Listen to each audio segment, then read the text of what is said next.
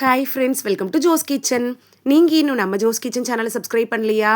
சட்டுன்னு சப்ஸ்கிரைப் பண்ணிவிட்டு லைக் பட்டனை தட்டி விட்டுட்டு வாங்க வீடியோக்குள்ளார போகலாம். இந்த பிரச்சனை இருக்கிறவங்க முருங்கைக்காயை சாப்பிடவே கூடாது. அது என்ன பிரச்சனை அப்படின்னு தெரியணுமா? அப்போ வீடியோவை ஸ்கிப் பண்ணாமல் பாருங்கள் ஃப்ரெண்ட்ஸ். நம்ம வீட்டு சமையலில் அதிகமாக பயன்படுத்தப்படுற காய்கறிகளில் முருங்கைக்காயும் ஒன்று. பருப்பு, சாம்பார், பொரியல், கறி அப்படின்னு எந்த உணவோட சுவையும் அது மேம்படுத்திடும் அப்படின்னு கூட சொல்லலாம். சுவை மட்டும் இல்லாமல் அது ஆரோக்கியத்துக்கும் நல்லது தான். முருங்கைக்காயில் புரதங்கள், கார்போஹைட்ரேட்டுகள், கால்சியம், பாஸ்பரஸ், இரும்பு, மாங்கனீசு, மெக்னீசியம், பொட்டாசியம், சோடியம், நார்ச்சத்து, விட்டமின் ஏ, விட்டமின் சி இது மாதிரியான பல ஊட்டச்சத்துக்கள் இருக்குது. அதனால தான் முருங்கைக்காய் மட்டும் இல்லாமல் அதோட இலைகள், பூக்கள், விதைகள், வேர்கள், பட்டை அப்படின்னு எல்லா பாகங்களும் மருத்துவ ரீதியாக பயன்பட்டுட்டு வருது. அது ஆயுர்வேதம், ஹோமியோபதி, இயற்கை மருத்துவம் அப்படின்னு பல முறைகளில் பரவலாக பயன்படுத்தப்படுது.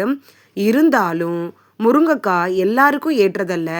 அப்படி யாரெல்லாம் முருங்கைக்காய் சாப்பிடக்கூடாதுன்னு பார்த்துட்டு வந்துடலாமா? குறைந்த ரத்த அழுத்தம் இருக்கிறவங்க முருங்கைக்காயை சாப்பிடாம இருக்கதே நல்லது. முருங்கைக்காய் ரத்த அழுத்தத்தை இன்னும் விரைவாக குறைக்கிற தன்மை கொண்டதாக இருக்கு. ஏற்கனவே குறைந்த ரத்த அழுத்தம் இருந்துச்சுன்னா நீங்கள் முருங்கைக்காயை சாப்பிட்டீங்கன்னா அந்த ரத்த அழுத்தம் இன்னும் குறைய ஆரம்பிக்கும். ஆனால் உயர் ரத்த அழுத்தம் இருக்கிறவங்களுக்கு முருங்கைக்காய் அப்படிங்கிறது இயற்கை மருந்தாக செயல்படுது. கர்ப்பிணி பெண்களும் முருங்கைக்காயை கவனமாக சாப்பிடணும். ஏன்னா சூடான தன்மை காரணமாக முருங்கைக்காயை அதிகமாக சாப்பிட்றது இரத்தப்போக்கு, கருசிதைவை ஏற்படுத்திடும். குறிப்பாக கர்ப்பத்தோட ஆரம்ப காலத்தில் நீங்கள் முற்றிலுமாக முருங்கைக்காயை தவிர்த்துறது நல்லது. தாய்ப்பால் கொடுக்குற பெண்கள், ஆஸ்துமா, ஒவ்வாமை பிரச்சனை இருக்கிறவங்க கொஞ்சமாக முருங்கைக்காய் எடுத்துக்கலாம்.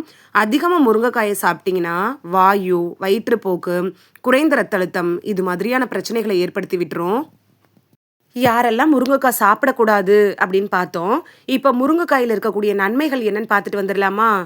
முருங்கைக்காயில் இருக்கக்கூடிய நார்ச்சத்து செரிமானத்தை மேம்படுத்தும். உணவை எளிதில் ஜீரணமாக்கி வயிற்று பிரச்சனைகளை குறைக்கும். ஆக்சிஜனேற்றிகள் இருக்குல்ல, அது உடலை தீங்கு விளைவிக்கக்கூடிய ஃப்ரீ ரேடிக்கல்ல இருந்து பாதுகாக்குது. நோய் எதிர்ப்பு சக்தியை அதிகரிக்குது. முருங்கைக்காயில் இருக்கக்கூடிய கால்சியம், பாஸ்பரஸ்லாம் எலும்புகளை வலுவாக வச்சிருக்க உதவுது. குழந்தைகளுக்கு தேவையான ஊட்டச்சத்துக்களை கொடுத்து அவங்களோட வளர்ச்சிக்கு உதவுது. விட்டமின் ஏ பார்வையை மேம்படுத்துது. சிறுநீரக பிரச்சனை இருக்கிறவங்களுக்கும் பருப்பு வகைகள் நன்மை தரும்.